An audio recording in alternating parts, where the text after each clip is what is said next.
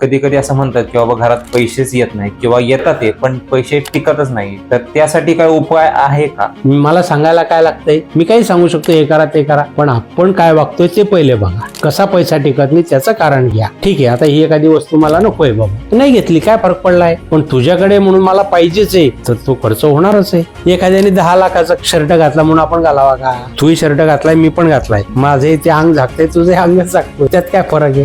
पैसा कमी कसा म्हणावा की ज्या दिवशी घरामध्ये खाया प्यायला कुठेही धान्य नाही, तेव्हा म्हणा की तुम्हाला पैसा पुरत नाही म्हणून. तुमच्याकडे खायला आहे, सगळा किराणा भरलेला आहे, सगळं वेल सेट आहे, आणि तरी म्हणताय तुम्ही पैसे पुरत नाही. कसे पुरतील मग ते? पैसा हा तुम्हाला पोटापुरता देव देतच राहतो, कोणालाही देव उपाशी ठेवत नाही. पण तुमचे शोकच जर जास्त असतील, त्याला देव काय करणार? आपण आपली कॅपॅसिटी बघून वागा. कोणी गरीब म्हणत नाही तुम्हाला आणि कोणी श्रीमंत म्हणत नाही. आणि तुम्ही दाखवायला गेले तरी लोकांना काही फरक पडत नाही, आणि नाही दाखवलं तरी काय, लोकांना असं दाखवावं किंवा लोकांना फरक काहीच नाही. त्यांना काय घेणं? उद्या मी एखादी, माझ्याकडे समजा एखादी कोणी येणार असेल, मी त्याच्यासाठी गादी टाकलीये, तिच्यावर सोन्याचा टाकला आहे, त्याला काय फरक पडतोय? तो म्हणा वा वा, बरं झालं.